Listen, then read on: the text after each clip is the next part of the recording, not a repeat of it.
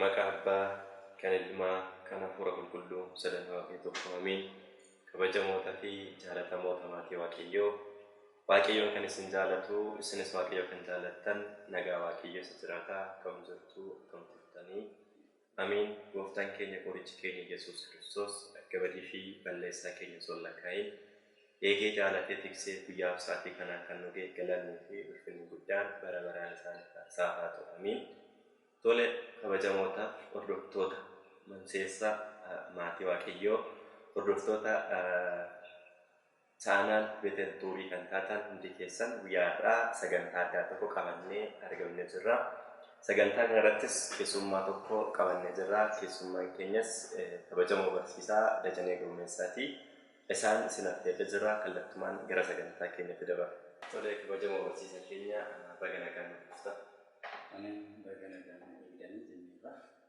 Tole dhaggeeffattoota hordoftoota chaanal Beetel Tuurii egaa sagantaan keenya dhufee jira. Kallattumaan gara barsiisaa keenyaa fi gara gaariitti dabarra.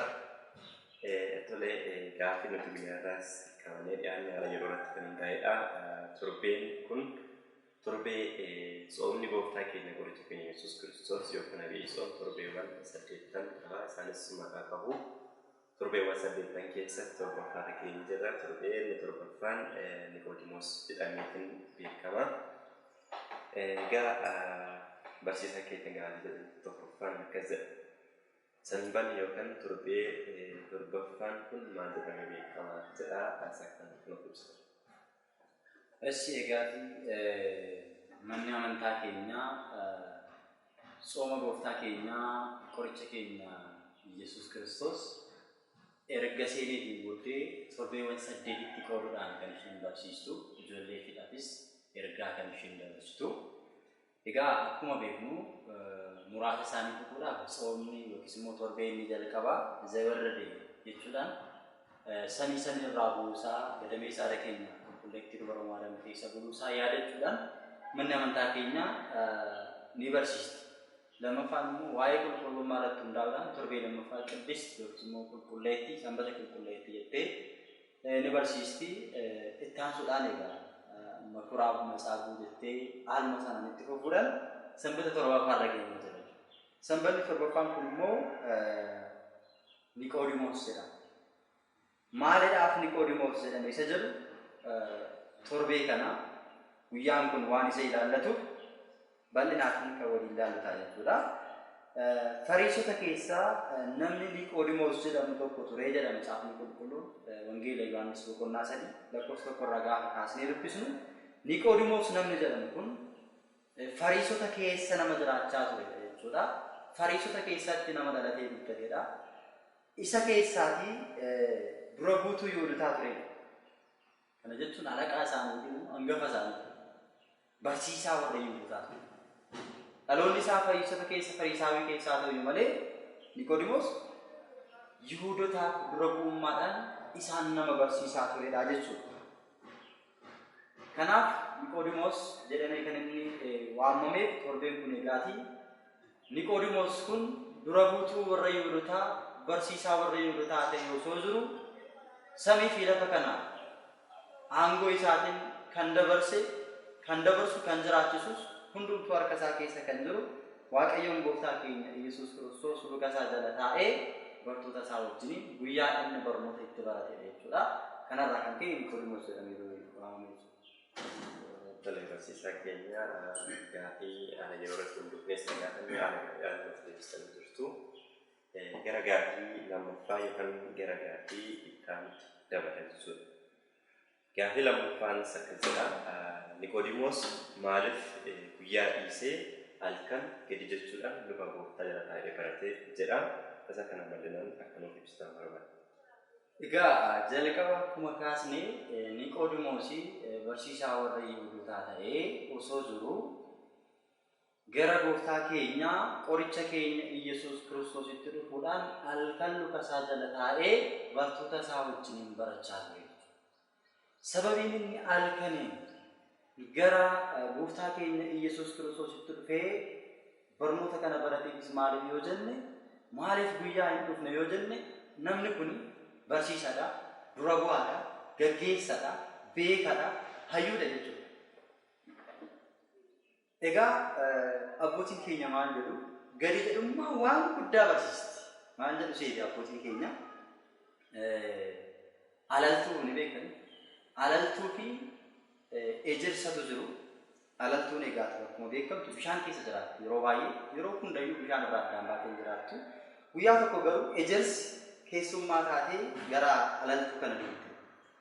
Alaltuun bishaan keessa waan jiraattuuf iyyuu bishaanis gannas rooban yeroo bokkaan guutee gaafa bokkaan guutu gaafa bishaan bokkaan roobee bishaan guutu alaltuun gad-jettee bishaan sana dabarsiti. Kanarraa kan ka'e keessumminatiidhaan gaafa alaltuutti dhuftu ejersi egaati jabaadha, cimaadha, muka jabaadha jedhamee beekama. Akka aadaa biyya keenyaattis akkuma waliigalaatti muka cimaadha jechuudha. Kanarraa kan ka'e alaltuun maal jettiin ejersaanii as keessatti jiraachuu hin dandeessu nafaana, turtii nafaana turuu hin dandeessu.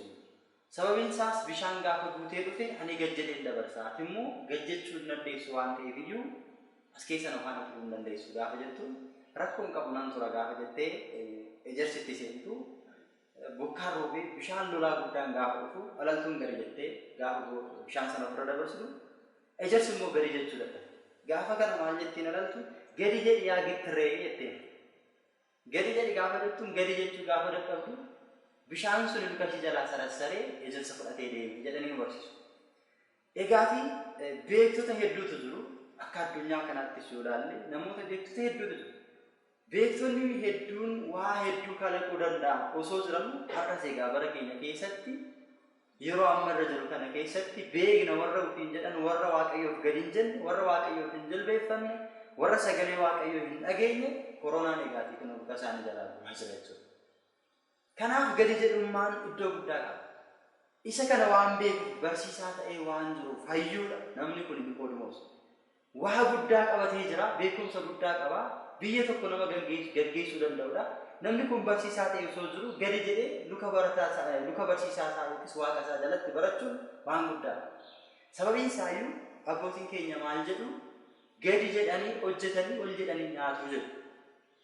Kana jechuun egaa Niqoodimoos luka gooftaa isaa jalatti gadi jedhee barachuudhaan biddeena bara baraa ol jedhee nyaachuudhaan. Dukkana keessa immoo gara isaatti dhufee barachuunsa dukkana cubbuu keessaa bahee fooniif dhiiga waaqayyoo fudhachuudhaan ifa jireenya bara baraatti waaqayyoon akka isa galchu waan beeke. Gadi jedhanii hojjetanii ol jedhanii nyaachuun isa kana jechuudha. Gama biraatiin abbootiin keenya maal jedhu muka firii qabutu gadi jedhaadha. Fakkeenyaaf muka yoo ilaalle muka gosa lama argachuu dandeenya kan firii baafatuu fi kan firii hin baafne. Mukti firii baafatu gadi jedha. Gadi jechuun sammuu waan lama. Tokkoffaan rakkoo isatti dhufu, gidiraa isatti dhufu, rooba akkasuma caama fi waan garaagaraa bubbee isatti dhufu gadi jedhee dabarsa. Maaliif firii sana akka hin balleessineef firii sana ofirraa qaba. Lammaffaan immoo gadi jedhee firii sana ofirraa guursisa warra firii sana irraa fuudhatan. Firii sana gaafa ofirraa guursisu immoo karaa biraatiin immoo gara fuulduraatti firii hambiraa ni godhata jechuudha. Mukti firii hin qabne immoo waan gadi jedhuuf hin qabu. Waan isatti ulfaatu waan hin qabne. Fakkeenyaaf amma jireenya keenya keessatti yoo ilaalle namoonni qabeenya qaban akka foonitti yoo ilaalle gadi jedhu nama kabaju hojii jaallatu. Namoonni immoo duuriyyannatiidhaan jiraatan dhimma isaanii miti gadi jedhummaan qaban.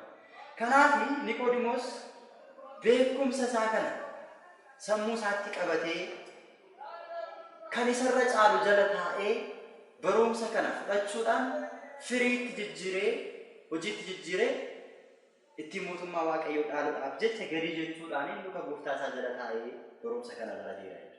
Sababiin halkan inni dhufeef egaa inni lammaffaan immoo Yihuudoonni yeroo baay'ee mikiraata barbaadu, sababa barbaadu jechuudha. Seera cimsu malee waa'ee amantaa hin qaban keessa isaanii. Fakkeenyaaf seera ni cimsu barsiisudha. Akkasumallee Yihuudoonni seera cimsu. Fakkeenyaaf guyyaa sanbataa kabajii jedha macaafni qulqulluun sirriidha. Sanbata kabajuun barbaachisaadha.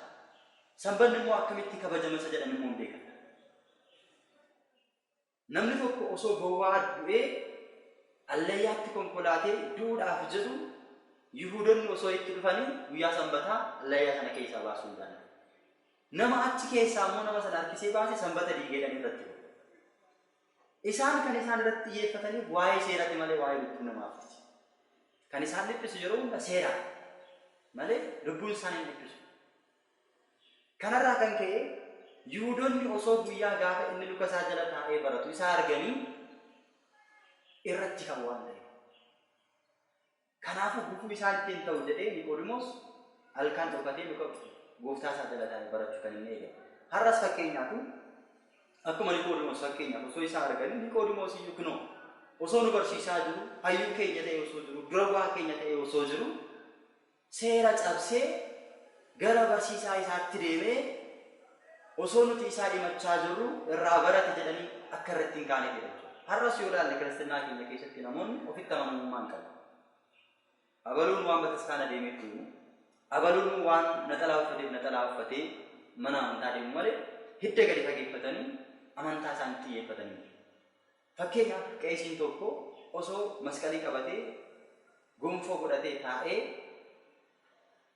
guyyaa soomii kana keessa yeroo soomii kana keessa sa'aatii 4-3 osoo nyaata yeroo inni nyaatu arganii hande qeesii eegalee iyyuu soomuu dhiisee nyaata nyaachaa jira soomii kana keessa. Nuti maal ta'a yoo nyaanne jedhan ni gufatu jechuudha namoonni. Keessa isaanii amantii waan hin jirre. Kanaaf namoonni biroo akka ittiin gufanneef jecha Niqoodimoos maal godhee luka gooftaa isaa jala taa'ee halkan gara isaatti dhufee dukkana cubbuu keessaa gara ifaatti kan isa baasuu danda'u gooftaa isaa irraa barachaa ture. Tole barsiisaan keenya ibsa bal'aa gaaffii keenya irratti laattanii jirtu gaafattoonni keenyas deebii gahaa akka jennee yaadna. Guyyaa irraa kana gaaffii nuti dhiyaanne gaaffii sadii gurguddoodha. Gaaffii lama deemanii jiru. Gaaffii sadaffaatti dabarraa jechuudha barsiisaa keenya. Gaaffii sadaffaan immoo Niqoodimoos gadi jechuudhaan luka gooftaa keenya Yesuus Kiristoos jala taa'ee kan barachaa ture jennee barumsi Niqoodimoos luka gooftaa jala taa'ee barate kun barumsa maaliiti yookaan waa'ee maalii ibsa kan jedhu baay'ee gaariidha. Barnoonni Niqoodimoos gooftaa keenya qoricha keenya Yesuus Kiristoos irraa barate waa'ee jireenyaati, waa'ee lammaffaa dhalachuuti, waa'ee gara Waaqayyootti deebi'u, gara mootummaa Waaqayyootti kallattii ittiin galanidha jechuudha. Kanas maal jedhee Niqoodimoos halkaniin gara Yesuus dhufee Rabbi akka ati barsiisaa taate Waaqayyo biraa dhuftee nan beekaa jedhee. Rabbi jechuun egaa afaan Ibrootaatiin rabbuun jechuun Rabbi jechuudha yookiin immoo Waaqa jechuudha. Akka ati barsiisaa taate Waaqayyo biraa immoo akka ati dhuftee nan beekaa jedhee. Eenyu jechaan jira Niqoodimoos jedhaan gooftaa keenya Yesuus Kiristoos. Gaafa inni kana jedhuun Niqoodimoos gooftaan keenya Yesuus Kiristoos immoo dhuguman siin jedha. Eenyullee olii dhala yoo dhalachuu baate mootummaa Waaqayyootti galuu hin danda'u. Niqoodimoos immoo namni erga qancaree akkamitti dhalachuu danda'a?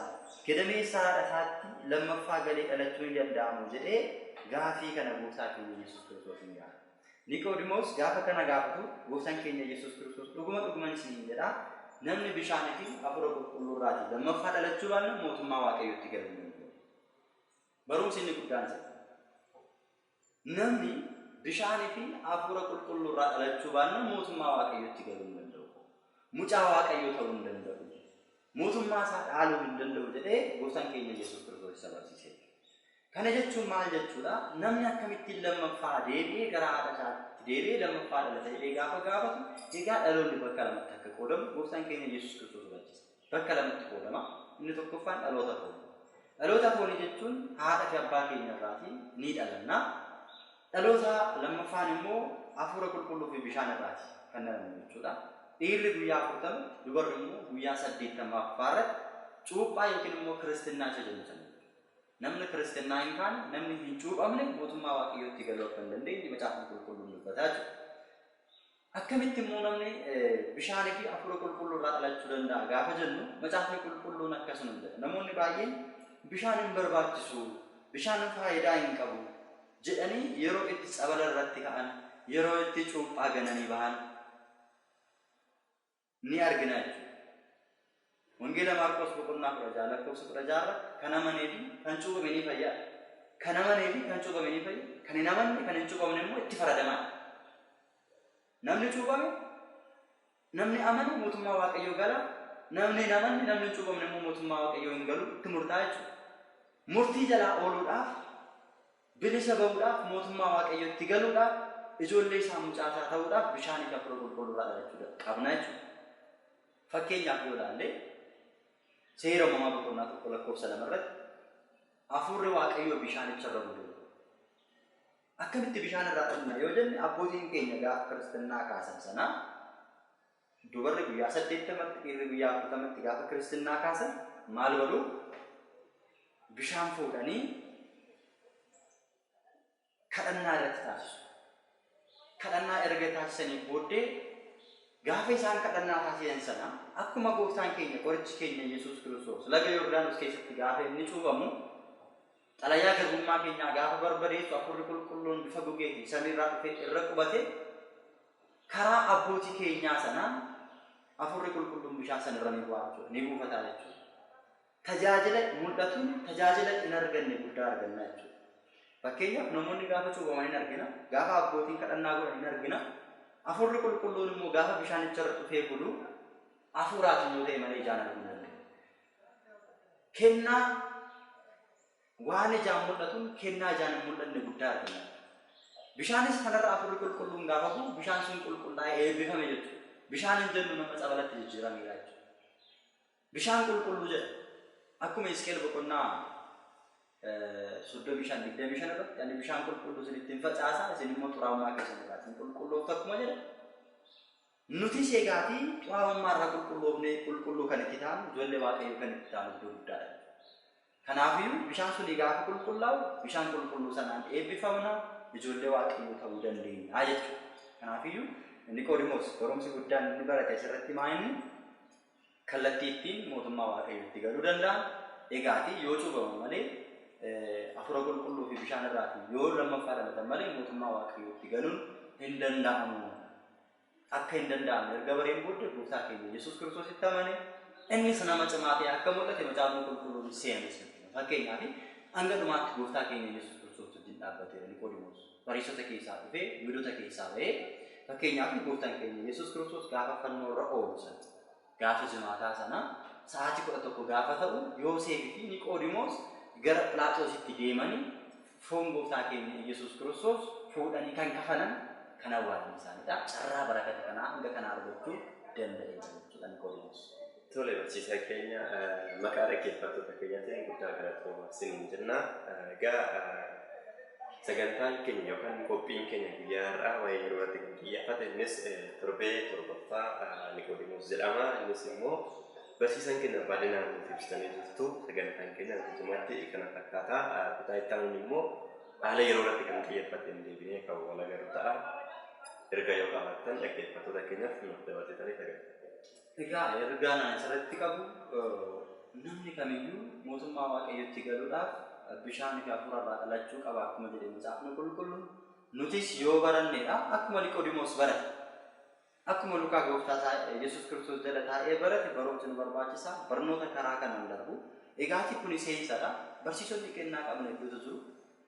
Isinis kan gaafannu yuutuubiin kun egaati barsiisota garaagaraa gara kanaatti waan affeeruuf barumsi kun seensadha kun waan ta'eef gara fuulduraatti sitti fufiinsa waan qabaatuuf bal'inaatiin akka hordoftan lammaffaa immoo sabiskiraayib sheer laayik akka walii gootanii sagalee Waaqayyoo akkuma Niqoodimoos baratee fayyina argate hanga dhumaatti dhaabbate sabni keenya sagalee Waaqayyoo hin dhageenye sagalee Waaqayyoo akka dhaga'u gochuudhaan gahee keenya haa baanu. Yuutuubiin egaa nama kan biranitti onlaayiniidha nama kan birayyuu gahuu hin danda'a. Akka WhatsApp fi wantoota garaagaraa hin daanga'u guruppiidhaan hin daanga'u waan ta'eef namni ala jirus achi keessa hin jirres argachuu danda'a waan ta'eef walii akka dabarsitan dhaamsa isiniif dhaamna. Waaqayyoon dhuma keenya faana haa ta'u uraa bulaa deebana. Tole barsiisaa keenya maqaa dhaggeeffattoota keenyatti irra deebinee guddaa isin galateeffannaa. Dhaggeeffattoonni keenyas Waaqayyoon dhaggeeffattan akkuma barsiisaan keenya jedhan sagantaan keenya kanaan booddee bal'aadha waan ta'eef nu duuka bu'aa isiniin jenna. Jalqabuuf kan nu makaasitu kan nu geessise Waaqa abbootii keenyaaf galanni guddaan bara baraan isaa. you.